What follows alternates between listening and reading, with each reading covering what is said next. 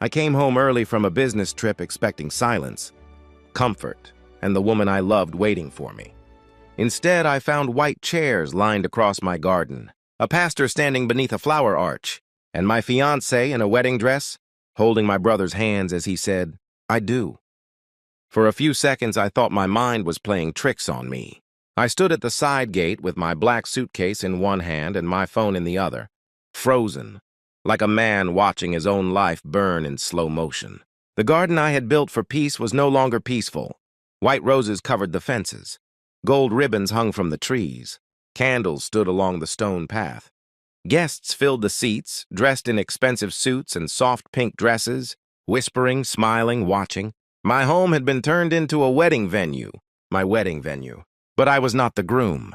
My younger brother, Marcus, stood where I was supposed to stand, and the woman beside him was my fiancée, Alina. Her white dress dragged across the grass like a lie too beautiful to touch. Her hands trembled inside Marcus's hands, but she did not pull away. She stared at the pastor with wet eyes as if she had already cried before I arrived. The pastor raised both hands. By the power given to me, that was when my suitcase slipped from my fingers and hit the stone floor. The sound was not loud, but somehow everyone heard it. One by one, heads turned. The music stopped. The smiles disappeared. And Alina saw me. Her face changed first. Her lips parted. Her eyes widened. The flowers in her hand slipped lower, almost falling. Marcus turned next. For the first time in my life, I saw real fear in my brother's eyes. Not guilt, fear. Like he had not only stolen my woman, like he had stolen something much bigger. I stepped through the gate slowly. Nobody spoke. Every footstep I took across the grass felt heavier than the last. My mother stood from the front row, one hand pressed to her chest. "Daniel," she whispered. My name sounded strange in her mouth, like she had not expected to ever say it again in that garden. My father stayed seated, jaw tight, looking away. That hurt more than anything, because silence can betray you louder than words. Alina finally moved. "Daniel, I can explain." Her voice cracked. I looked at her dress, then at the ring in Marcus's hand, then at the guests sitting in the garden I paid for, eating from tables I owned, drinking champagne bought with my money. I gave a small laugh. Not because anything was funny, because pain sometimes comes out wearing the wrong mask. "Explain?" I said quietly. "You are marrying my brother in my garden. What part should I let you explain first?" The guests shifted uncomfortably. Marcus stepped forward, trying to look strong. "Daniel, don't make a scene." I turned my eyes to him. He had always copied me. My clothes, my way of speaking, my business ideas. Even the watch on his wrist looked like the one I had given him 2 years ago after he begged me for help. And now he had copied the life I was building. "Don't make a scene?" I repeated. Marcus swallowed. "This is not the time." I looked around the decorated garden. "No," I said. "It looks exactly like the time." A few guests lowered their heads. Others watched with wide eyes, hungry for drama. Alina's mother, Patricia, stood near the aisle in a silver dress. She had never liked me. Not because I treated her daughter badly, not because I was poor, because she thought I was too quiet to be powerful. She walked toward me with a cold smile. "Daniel, please, you left." "You were always gone." Alina needed stability. I stared at her. "I left for a business trip." Patricia tilted her head. "For 3 weeks. 10 days, I said. "I came home early." Her face tightened. That sentence hit the garden harder than thunder. I came home early. Which meant they had planned this for a day I was never supposed to see. Alina began crying now. Softly at first, then harder. "Daniel, please, it wasn't supposed to happen like this." I looked at her. "When was it supposed to happen? After I landed tomorrow? After you changed the locks? After Marcus moved into my bedroom?" Marcus's voice sharpened. "Stop acting like you own everything." The silence changed. That was the moment he made his first mistake. I looked at him slowly. "What did you say?" Marcus lifted his chin, trying to impress the guests. "I said stop acting like you own everything. This family is tired of your attitude. You come in here with your cheap suitcase and your quiet face, acting like you're better than everyone." A few people gasped. My mother whispered, "Marcus, stop." But he did not stop. Because humiliation becomes easier when the crowd is watching. "You were never good enough for Alina," Marcus continued. You were always working, always traveling, always hiding behind fake business calls. I was here. I cared for her. I listened. I looked at Alina. She could not meet my eyes. That told me enough. Patricia crossed her arms. Marcus is right. A woman needs a husband who is present, not a man chasing dreams he never explains. I almost smiled. Dreams. That was what they called it. Because I had never told them the truth about the company. I had never told them why I traveled. I had never told them why powerful men answered my calls with respect. I kept my life simple on purpose. I wore normal clothes. I drove an old black car. I let people think I was just a mid-level consultant trying to climb, because I wanted to know who loved me without the spotlight. Now I had my answer. The pastor cleared his throat nervously. Perhaps we should pause the ceremony. Marcus snapped his head toward him. No, continue. The pastor froze. I looked at Marcus. You want to continue? Yes, Marcus said. His voice grew louder. You don't get to walk in and ruin this because your pride is hurt. My pride, I said. He stepped closer. You lost her. Accept it. The words landed like a slap, but I did not react. That seemed to bother him more. Alina whispered, Marcus. But he was too far gone. He turned to the guests. Everybody here knows the truth. Daniel was never ready to be a husband. He was never ready to build a family. He couldn't even afford the wedding Alina deserved. The garden went still. My eyes moved slowly to the crystal glasses, the flower arch, the gold chairs, the catering staff, the live violinist standing awkwardly near the fountain. Couldn't afford it? I asked. Marcus smirked. Yes, that's right. Patricia joined in, her voice sweet and poisonous. Some people make promises with empty pockets. A murmur passed through the guests. That was the second mistake. Because I had paid for every flower in that garden, every chair, every plate, every light wrapped around every tree. But I had done it quietly, through an account Alina did not know was mine. Alina looked terrified now. She knew. Maybe not everything, but enough. Mom, please, she said. Patricia ignored her. She looked at me like I was dirt on her expensive shoes. You should leave with dignity, Daniel. Don't embarrass yourself further. I stood there for a long moment. The whole garden watched me. My fiancée had betrayed me. My brother had replaced me. Her mother had insulted me. And my own family sat there like witnesses at my funeral. Then my father finally spoke. Son, maybe it's better if you go. I turned to him. For the first time, my voice almost broke. You knew? He looked down. That was answer enough. A cold emptiness spread through my chest. My mother began crying. I wanted to tell you, but what? I asked. She covered her mouth. Nobody answered. Because betrayal rarely has a clean explanation. Marcus took Alina's hand again. Pastor, he said, continue. The pastor hesitated. Alina was shaking now. Marcus, wait. No, Marcus said. We are finishing this. I looked at him. You are sure? He laughed once. What are you going to do, Daniel? Cancel the wedding? I reached into my jacket pocket. Every guest leaned forward slightly. Marcus's face changed. Not much, just enough. I pulled out my phone. Then I pressed one contact. The call connected immediately. A calm male voice answered. Yes, Mr. Hale? The garden went silent. Marcus blinked. Alina stared at me. Patricia frowned. Because nobody there knew that name. Mr. Hale. Not Daniel. Not Danny. Not the man they thought they could humiliate. I looked at Marcus as I spoke into the phone. Bring the documents to the garden entrance. The voice answered, Yes, sir. Security is already outside. Marcus's smirk faded. Patricia's arms slowly dropped. My father looked up. Alina whispered, Daniel. What documents? I put the phone back in my pocket. Then, from beyond the gate came the sound of car doors closing. 1, 2, 3. The guests turned toward the entrance. Black SUVs had pulled up outside my house. Men in dark suits stepped out. One of them carried a leather folder. Another held a sealed black box. Marcus took one step back. Daniel, what is this? I looked at him calmly. The part of the wedding you didn't plan for.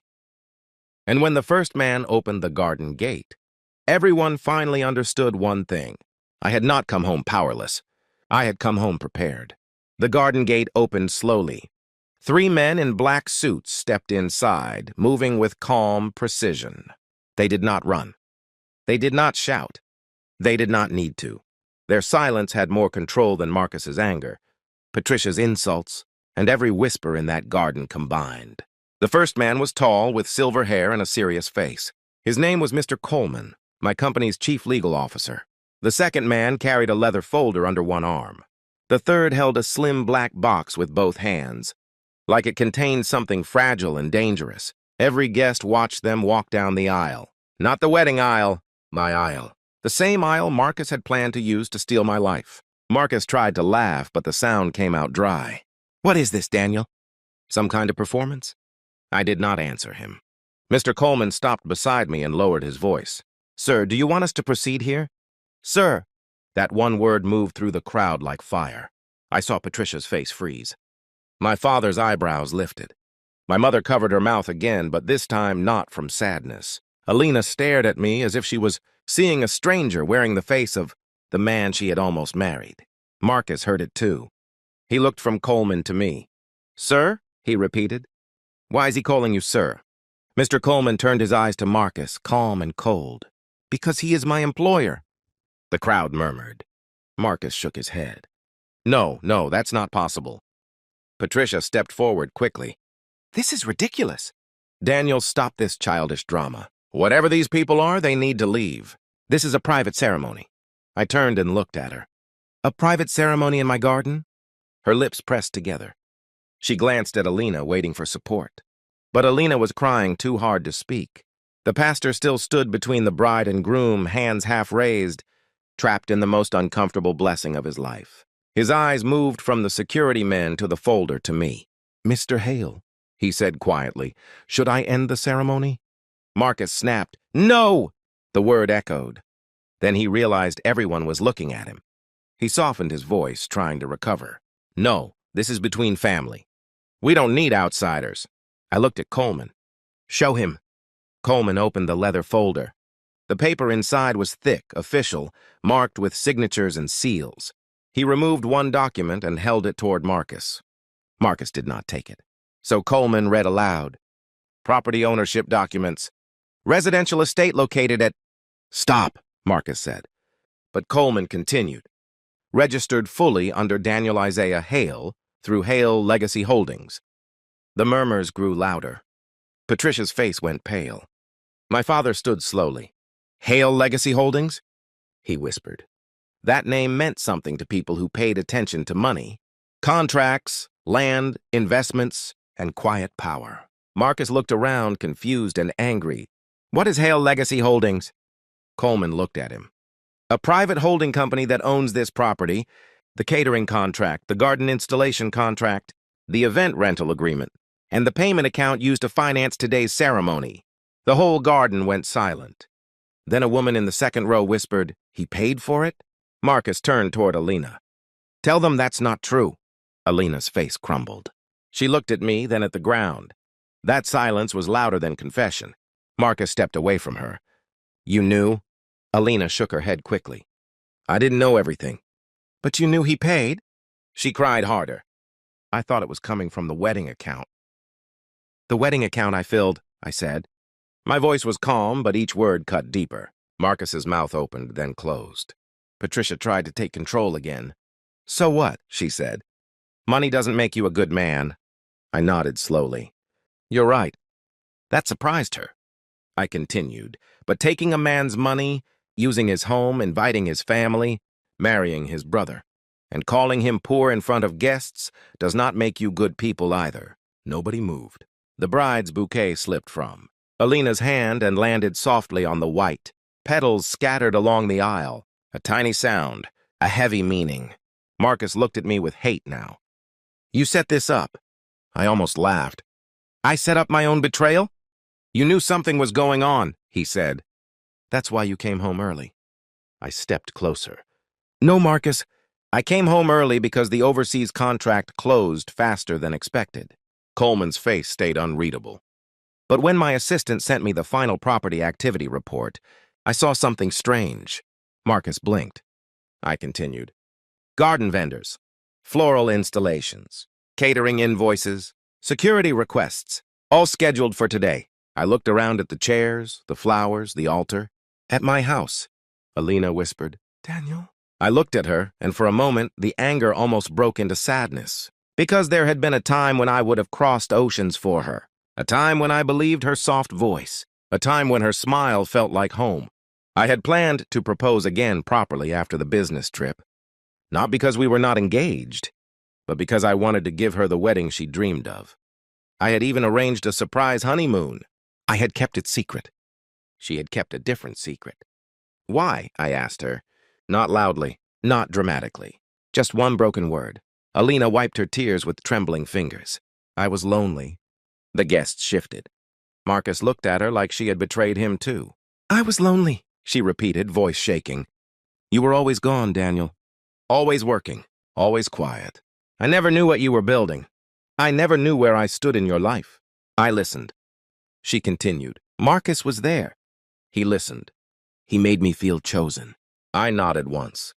And did he tell you to use my house? Her face twisted. No. Did he tell you to keep the wedding on a day I was supposed to be gone? She broke down. Marcus stepped in. Don't blame her. This was my decision. There it was. The first honest thing he had said all day. I turned to him. Why? Marcus's eyes burned. Because you always had everything. I stared at him. That answer did not surprise me. It only confirmed what I had ignored for too long. You think I had everything? Yes, he said, voice rising. Even when we were kids. You were the golden child. Quiet Daniel. Smart Daniel. Responsible Daniel. Everybody trusted you. Everybody compared me to you. My mother shook her head. Marcus, that's not true. He pointed at her. Yes, it is. You just don't want to admit it. Then he turned back to me. And then you left, and somehow you still controlled everything. You paid bills without telling anyone. You helped Dad's business. You paid Mom's hospital debt. You gave me money and acted like it was nothing. His voice cracked, but not from regret, from resentment. You made me feel small. I looked at him for a long second. I helped you because you were my brother. No, he snapped. You helped me because you liked being above me. That hit the crowd differently. Some people looked uncomfortable because they understood envy when they saw it. Marcus stepped closer. So yes, I wanted one thing that was yours. Alina gasped softly. He did not even look at her. That told everyone what she had really been to him. Not love. A trophy. A weapon. A way to hurt me. Alina stared at Marcus like her heart had finally caught up with reality. One thing that was his? She whispered. Marcus realized too late what he had said. Alina, that's not what I meant. But her tears changed. Before, she was crying from guilt. Now she was crying from humiliation. The pastor lowered his hands completely. This ceremony cannot continue, he said. Marcus turned on him. You don't decide that. The pastor's voice became firm. I do when the bride is crying, the groom is angry, and the rightful fiancé is standing, here with evidence that this entire ceremony is built on deception. A few guests murmured agreement. Patricia snapped, Pastor, please stay out of family business. The pastor looked at her. Madam, you invited God into it when you put me under this arch. That silenced her. For a moment, I almost respected him. Then Coleman leaned closer to me. Sir, the vendors are asking whether to continue service. I looked at the champagne tables. The servers stood frozen near trays of untouched food. No, I said. End all service. Patricia's eyes widened. You can't do that. I looked at her. I just did. Coleman nodded to one of the men. He stepped aside and made a phone call. Within seconds, the music stopped completely. The waiters began covering trays. The bartender closed the champagne station. The violinists quietly packed their instruments. The wedding was dying in real time, not with shouting, with paperwork. Marcus watched it happen, helpless. This is pathetic, he said. You're using money to punish us. No, I said. I'm using boundaries to protect myself. That line landed. A woman in the crowd nodded slightly. My mother cried silently. My father looked ashamed. Alina looked at me like she wanted to run toward me, but her dress, her guilt, and the truth held her in place. Then Patricia made her final mistake. She stepped close to me and lowered her voice, but not enough. You think this makes you powerful? A real man would forgive and walk away. Not embarrass a woman in front of everyone. I looked at her. A real mother would have stopped her. Daughter from marrying one. Brother while engaged to another. Her face twisted. She raised her hand. For 1 second, I thought she might slap me. But before she could move closer, one of my security men stepped forward. Not touching her. Not threatening her. Just present. Patricia lowered her hand. The guests saw it. So did Marcus. And I saw something in his eyes shift from anger to fear again, because he finally understood that the man standing in front of him was not the same brother he had. Mocked in group chats, family dinners, and private conversations. He had built his courage on a false version of me, and that version was disappearing. Coleman opened the black box. Inside was not jewelry, not a weapon, not cash. It was a small recording device and a printed transcript. Marcus's face changed instantly. "What is that?" Coleman looked at me, waiting. I gave a small nod. He removed the transcript and turned to the first page. Audio recovered from the home security system in the garden office. Recorded 3 nights ago. Alina's eyes widened. Marcus went still. Patricia whispered, "No." My father looked at her. "You knew about this too?" She said nothing. Coleman continued. "Do you want the relevant portion read aloud, sir?" Every eye turned to me. Alina shook her head slowly. "Daniel, please." Marcus's voice dropped. "Don't." For the first time that day, my brother was not commanding anyone. He was begging. I looked at him. "You were very loud when you humiliated me." He swallowed. I turned to Coleman. "Read it." Coleman looked down at the page. Then his voice cut through the garden like a blade. "Marcus, by the time Daniel gets back, it'll be done. He won't fight it." "He never fights publicly." The guests gasped. Coleman continued. "Patricia, good. Once the wedding is completed, Alina can claim emotional pressure and keep access to the house until things are settled." My father's face collapsed. Alina covered both ears. "No, Mom." Patricia backed away. Coleman read the next line. "Marcus, Daniel is useful when he pays, but he's too weak to keep what he pays for." The air left the garden. Even the birds seemed to go quiet. Marcus stared at the ground. I felt the words enter me slowly. Too weak to keep what he pays for. That was what my brother thought of me. Not absent. Not distant. Weak!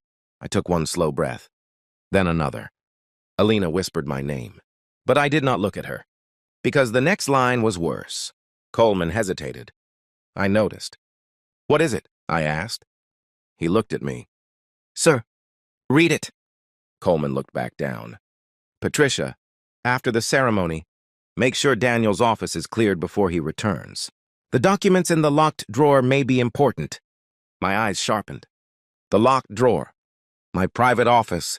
The drawer that held early copies of merger documents, land acquisition files, and one sealed letter from my attorney. I looked at Marcus. He could not look away this time. "What did you take?" He said nothing. I stepped closer. "What did you take from my office?" Marcus's face went pale. Alina turned to him. "Marcus?" Patricia whispered, "Don't answer." That was all the answer I needed. Coleman closed the folder slowly. The garden changed again. This was no longer only betrayal. This was theft, and possibly something much larger. I looked at the security man near the gate. "Lock the office doors." He nodded and moved immediately. Marcus panicked.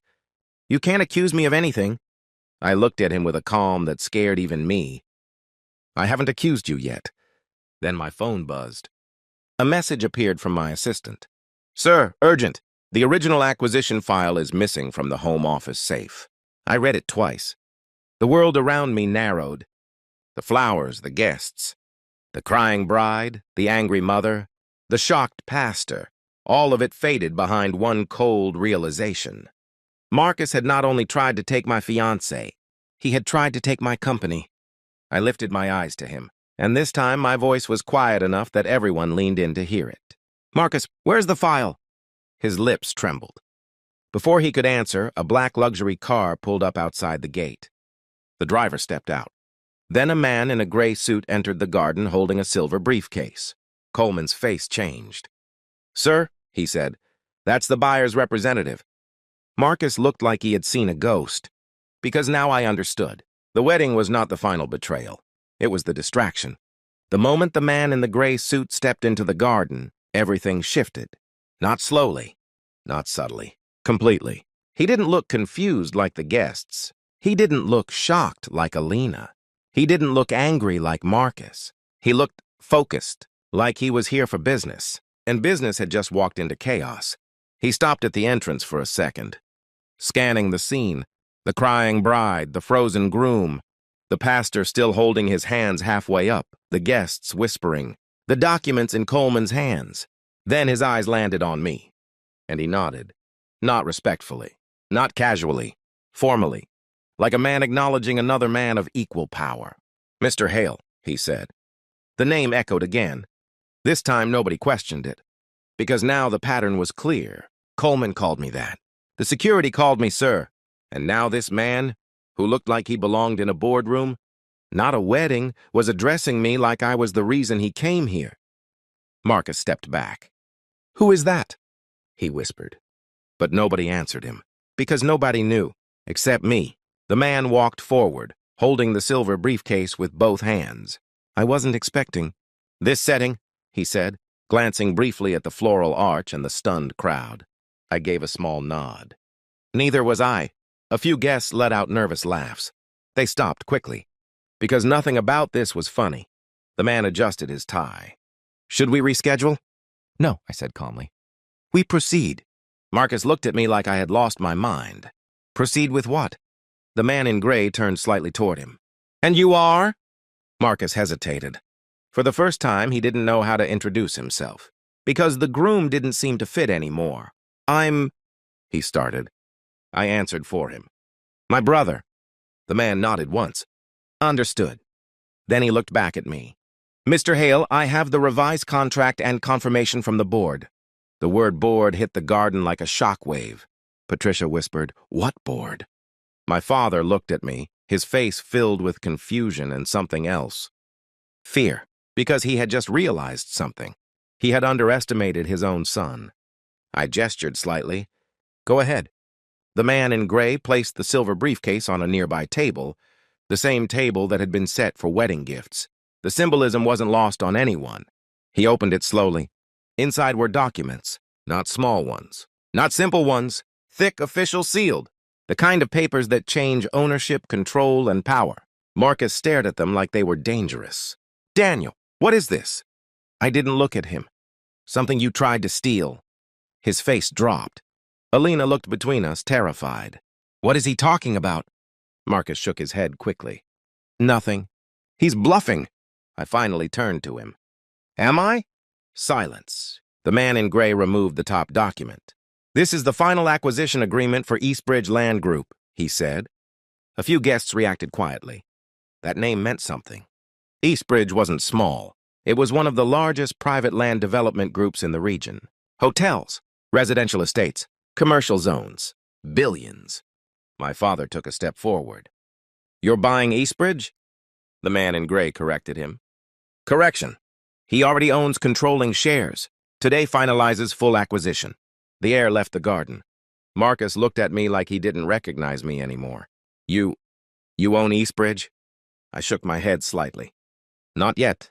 Then I looked at the documents. "Not officially." Coleman added quietly, "Until signatures are completed." Marcus's breathing became uneven. "Why would you keep that secret?" I looked at him. "Because I wanted a life that wasn't built on what I own." That hit harder than any insult, because now everyone understood. I hadn't been hiding weakness. I had been hiding strength. Alina's voice broke. "Daniel, you never told me." I looked at her. "You never asked." She cried harder, because deep down she knew. She had stopped trying to understand me a long time ago. Marcus stepped forward suddenly. "You're lying." The word sounded desperate. "Show me proof." The man in gray looked at me for permission. I nodded. He turned the document around and held it up just enough for Marcus to see. Names, signatures, numbers, huge numbers. Marcus's eyes moved across the page. And then he froze, because he saw something else. His name. Not as an owner, not as a partner, but as a contact. His face went pale. Why is my name there? The man in gray answered calmly. Because someone contacted our firm last week, offering to sell internal documents related to this acquisition. The garden erupted into whispers. Marcus stepped back. No, that's not... I cut him off. You accessed my office. He shook his head. I didn't sell anything. Did you take the file? Silence. That silence was louder than a confession. Alina looked at him in horror. Marcus, what did you do? He ran a hand through his hair. I wanted leverage. Leverage? I repeated. He nodded quickly. I thought if I had something valuable, I could finally prove myself. I didn't know it was this big. I stepped closer. You didn't know? Or you didn't care? He swallowed. I wasn't going to sell it. The man in gray spoke again. Our firm received a message, anonymous, offering access to early stage, acquisition data. Marcus's eyes darted around. That wasn't me, Coleman added quietly. The message was sent from your device. Marcus's legs almost gave out. Patricia grabbed his arm. Say something. He shook his head. I didn't send it. I looked at him carefully. For the first time, I believed him. Not because he deserved trust, but because his fear was real, raw, uncontrolled, and Marcus was not smart enough to fake that level of fear. So if he didn't send it, then who did? Alina whispered. Mom.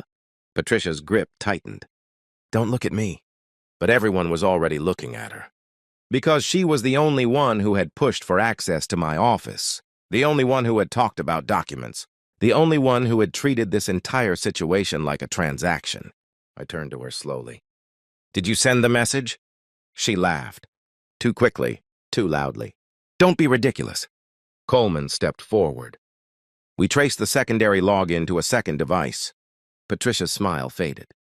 And that device, he continued, was connected to the home network under your credentials. The garden went silent. Alina stepped back from her mother. No. Patricia's voice sharpened. This is a setup. No, I said quietly. This is exposure. She looked at me with pure hatred now. You think you're better than us? I shook my head. I know I made the mistake of trusting you. That landed deeper than anything else, because it wasn't loud, it wasn't angry. It was final. Marcus looked at Patricia. You told me we were just protecting ourselves. She snapped, and we were! By stealing from him, by securing our future. Alina shook her head violently. No, this isn't right. The pastor stepped back, completely removed from the ceremony now, because there was no ceremony left, only truth and consequences. The man in gray closed the briefcase slowly. Mr. Hale, he said, do you wish to proceed with the signing? Every eye turned to me. Marcus whispered, Daniel, please. Alina cried, don't do this here. Patricia said nothing, because she knew. This moment was no longer hers to control. I looked at the arch, at the flowers, at the aisle, at the place where I was supposed to say I do. Then I looked at my brother, at the woman I loved, at the family that stayed silent, and finally, at the man who had come here for business. I took one slow step forward, then another. Then I reached the table. I placed my hand on the document. The entire garden held its breath, because they all understood one thing now. This was not just a wedding interruption. This was a turning point. And whatever I did next would change everything. I picked up the pen. Then I looked up. Straight at Marcus. Watch carefully, I said. Because this is the part where everything you tried to take. I paused. The silence stretched. Becomes something you can never touch again. And then I lowered the pen toward the contract. The pen touched the paper. For a second, nothing else existed. Not the guests, not the flowers, not the broken wedding. Just the quiet sound of ink moving across a line that had taken years to reach. I signed my name. Daniel Isaiah Hale. Clean, controlled, final. When I lifted the pen, the deal was done. The man in the gray suit closed the folder with a soft click, like a door locking behind something important. Congratulations, Mr. Hale, he said. The word hung in the air. Congratulations, at a wedding that wasn't mine, for a life they tried to take. Coleman stepped forward and collected the documents, his movements precise. Ownership is now fully transferred, he added calmly. My father sat down slowly. My mother cried quietly into her hands. The guests didn't know whether to stay, leave, clap, or pretend they had never come. Marcus stood frozen. He looked at the papers, then at me, then at the ground, like he was trying to understand how everything had slipped so far out of his control. Alina's sobs were softer now, not because she felt better, because something inside her had already broken. Patricia was the only one still standing straight, but her confidence was gone. Her eyes were sharp, calculating, looking for a way out. There wasn't one. I set the pen down carefully. Then I turned away from the table and faced them. All of them. The bride, the groom, the family, the guests. The truth. I didn't come here to destroy anything, I said. My voice wasn't loud, but it carried. I came home. That landed heavier than any accusation. Marcus shook his head slowly. You ruined everything. I looked at him. No. I paused. You did. He opened his mouth to argue, but no words came out. Because deep down, he knew. This wasn't a mistake. This wasn't confusion. This was a series of choices. His choices. Alina stepped forward, her dress dragging across the petals. Daniel. Her voice trembled. I'm sorry. I looked at her, and for a moment the world slowed, because I remembered everything. The late-night calls, the small laughs, the way she used to look at me like I was enough. But memory doesn't erase reality. You're sorry you got caught, I said quietly. She shook her head immediately. No, I'm sorry for everything. I didn't respond, because apologies are easy when the truth is already exposed. Marcus suddenly stepped forward. Enough, he said. His voice was weak, but he tried to make it strong. You got what you wanted. Your money, your company, your power.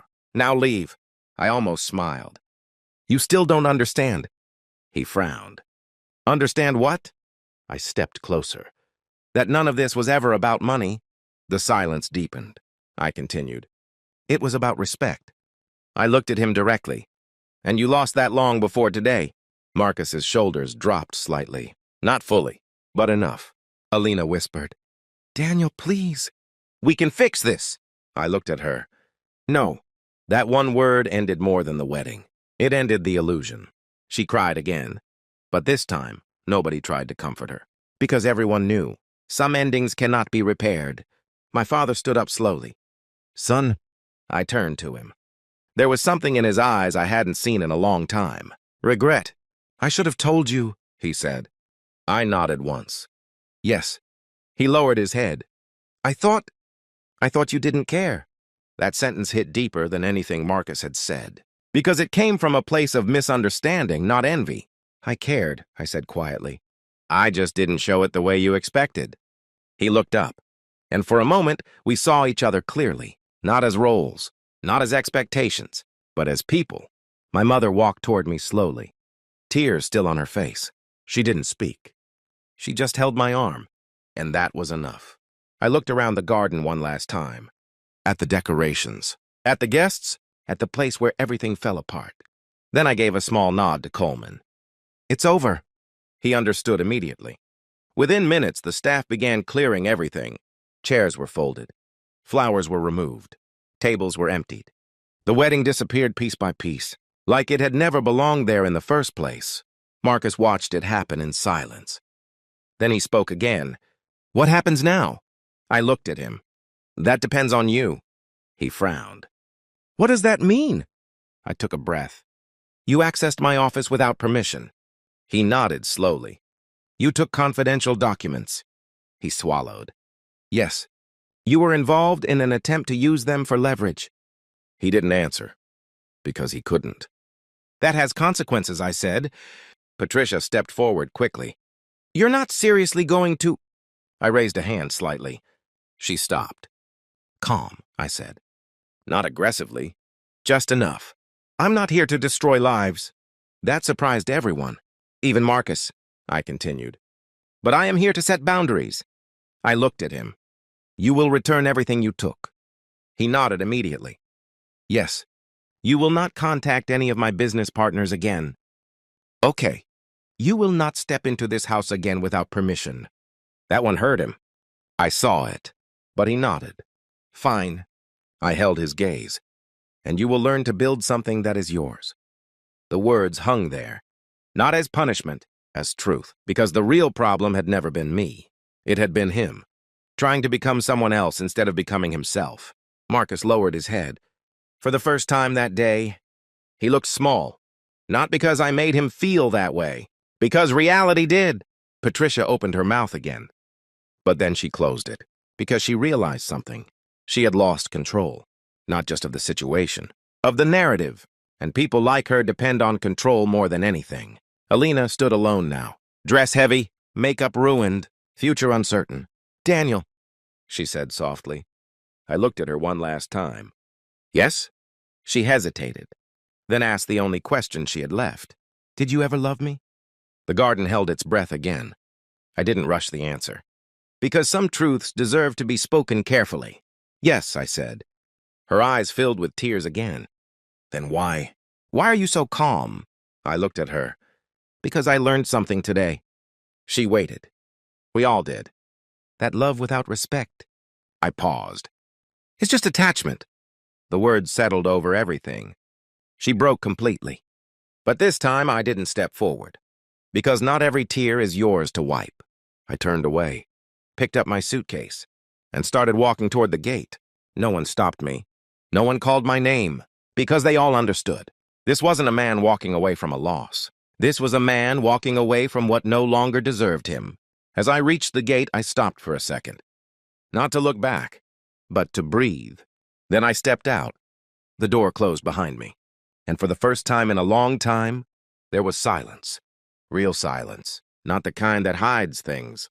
The kind that lets you rebuild. Sometimes the worst betrayal doesn't break you. It reveals you. It shows you who people really are. And more importantly, who you choose to become next. Because in the end, you don't lose people. You lose illusions. And that is where real power begins.